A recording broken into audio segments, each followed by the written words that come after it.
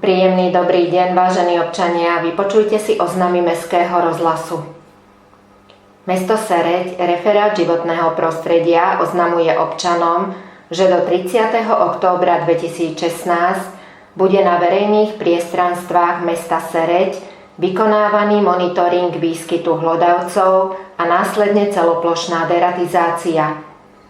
Žiadame všetkých občanov, aby počas výkonu celoplošnej deratizácie verejných priestranstiev mesta dodržiavali pokyny deratizačných pracovníkov a zvýšili opatrnosť v dohľade nad maloletými deťmi a v starostlivosti o domáce zvieratá, ktoré by mohli prísť do styku s nastraženými deratizačnými prostriedkami. Aktívnym prístupom k regulácii škodcov minimalizujeme príslušné riziko v oblasti verejného zdravia. Pozývame vás do knihkupectva Slnečnica, ktoré sa nachádza v objekte Mestského kultúrneho strediska Nova na ulici Dionýza Štúra, vchod od Cukrovarskej ulici. Pri príležitosti Mesiaca úcty k starším si v mesiaci október môže každý zákazník starší ako 62 rokov so zľavou 10% zakúpiť alebo objednať akúkoľvek knihu.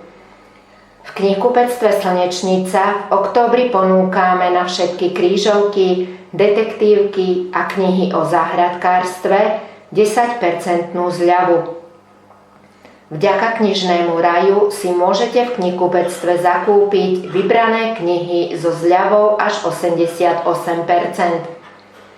Otváracie hodiny sú pondelok až piatok od 10. do 12. a od 13. do 18. hodiny, v sobotu od 10. do 12. hodiny. V knihkupectve Slnečnica si tiež môžete objednať knihy a tak ušetriť na poštovnom. Bližšie informácie môžete získať aj na internetovej stránke slnečnica.sereď.sk alebo na telefónnom čísle 0948 886 543. Kino Nova v Seredi vás, milí spoluobčania, pozýva dnes 25.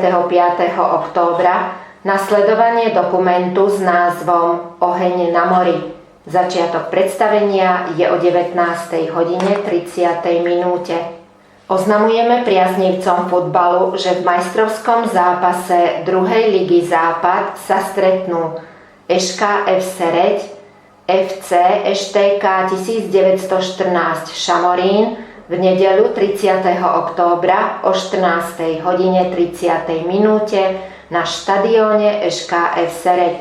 Srdečne vás pozývame.